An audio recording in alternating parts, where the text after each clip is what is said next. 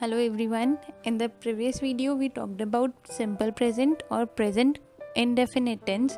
इस वीडियो में we are going to learn more about present continuous tense. Tenses जो हमने पढ़े थे एंड प्रेजेंट टेंस क्या होता है, all of this has been explained in the previous video, तो प्लीज़ उसे चेक कर लीजिएगा. Now let's start with present continuous tense. अब देखिए, प्रेजेंट कंटिन्यूस टेंस होता है जब कोई चीज़ एग्जैक्टली अभी हो रही होती है. ठीक है, when something is happening right now, उसको हम बोलते हैं प्रेजेंट कंटिन्यूस. जैसे अभी मैं ये वीडियो बना रही हूँ, आप ये वीडियो देख रहे हैं, तो ये this is your present continuous. आपने जो सुबह खाना खाया था या कल जो काम किया था या जो करेंगे, anything of that sort is not present continuous. Present continuous is something जो चीज़ हमारे साथ अभी हो रही होती है, जो राइट नाउ एग्जैक्टली अभी होती है, उसे हम बोलते हैं प्रेजेंट कंटिन्यूस. जैसे let's take a few examples. Ram school जा रहा है. ठीक है, मेरी माँ हमारे लिए खाना बना रही है. पंकज अपना खाना खा रहा है. बच्चे खेल के मैदान में खेल रहे हैं. सो अगर आप ये सारे सेंटेंसेस सुने, there is an image in your mind. इसका जिसे सुन के आपको ऐसा लग रहा है कि ये सारे काम अभी हो रहे हैं.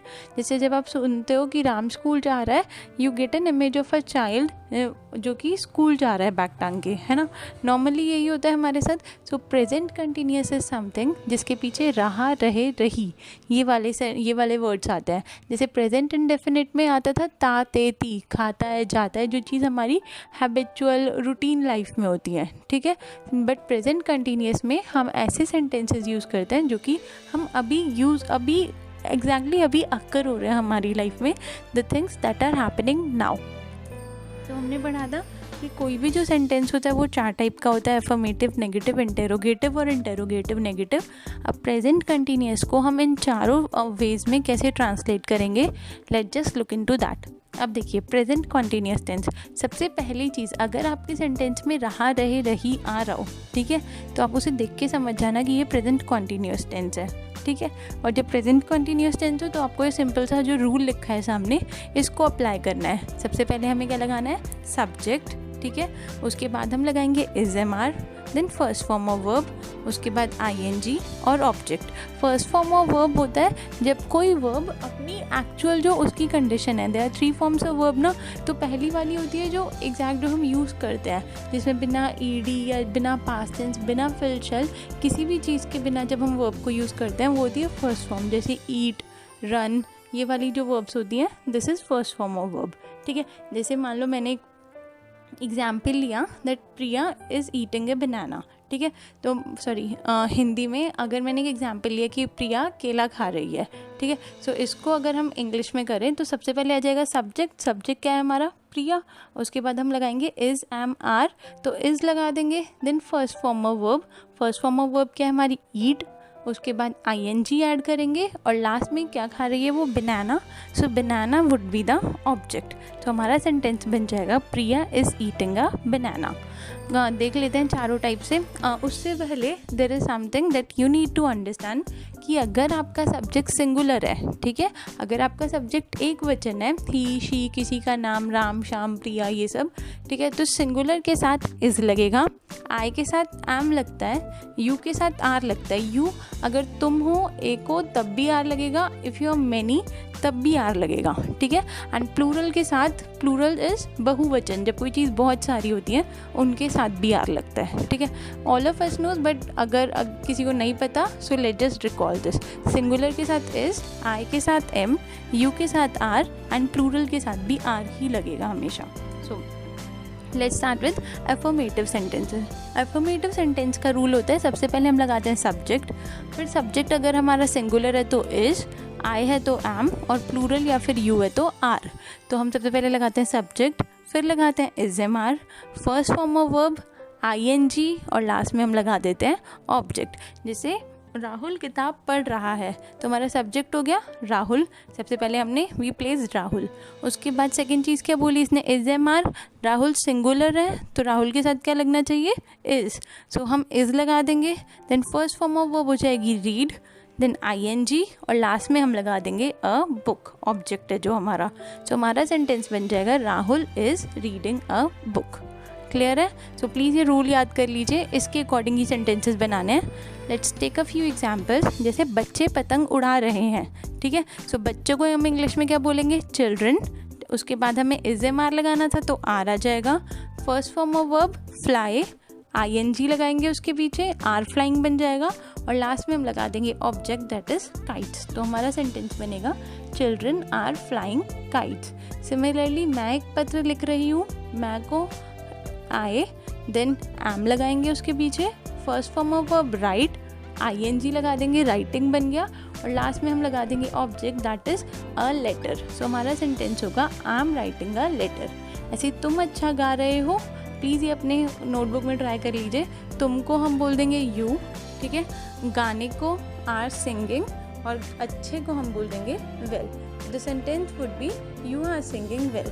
सिमिलरली रीना फुटबॉल खेल रही है, इसका बन जाएगा रीना इज़ प्लेइंग फुटबॉल।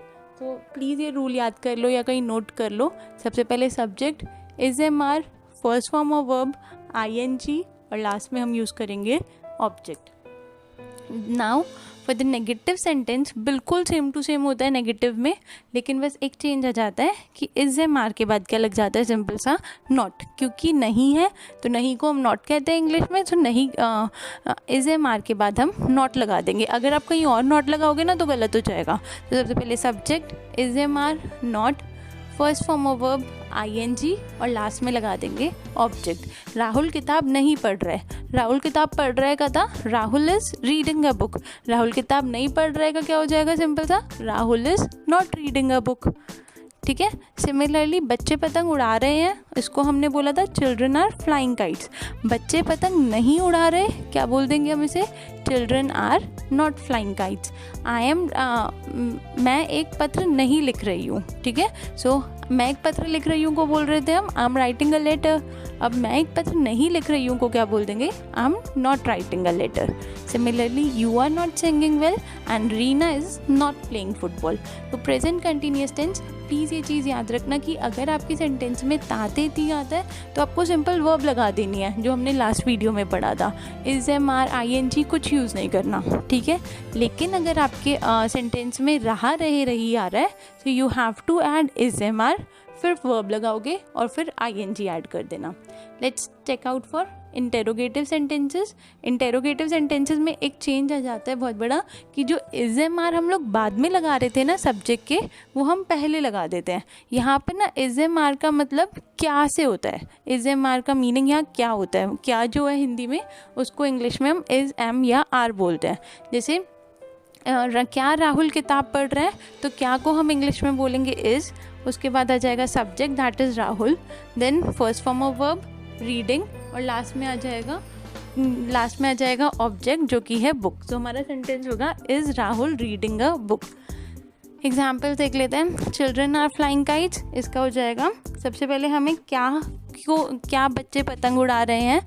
सो क्या को हम इंग्लिश में करेंगे, सो ये क्या हो जाएगा? Are children flying kites. Similarly क्या मैं एक पत्र लिख रही हूँ, am I writing a letter.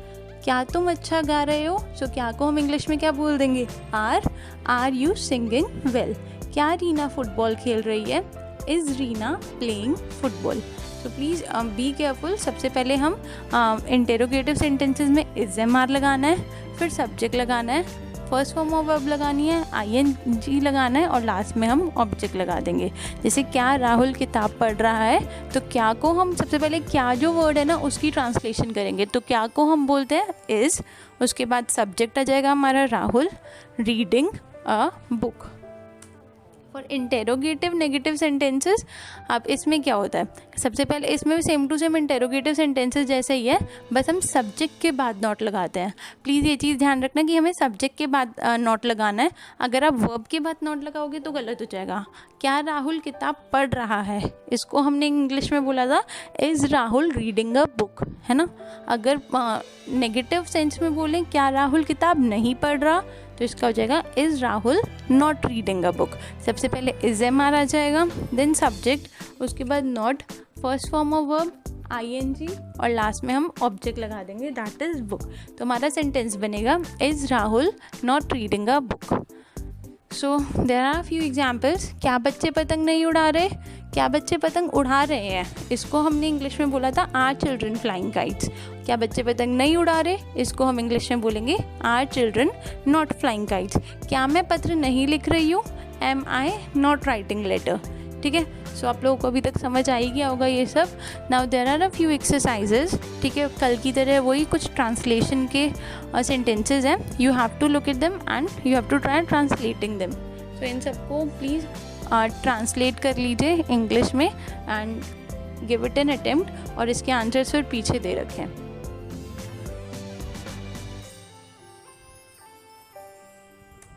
So here are the answers to all of those exercises. ठीक है. वो जो 11 क्वेश्चंस थे उनके आंसर्स ये रहे. अपने आंसर्स मैच कर लीजिए आपके ठीक है या नहीं है. And that's it for this video. Thank you so much for watching. And next video में we are going to learn about present perfect tense. So thank you everyone and like share.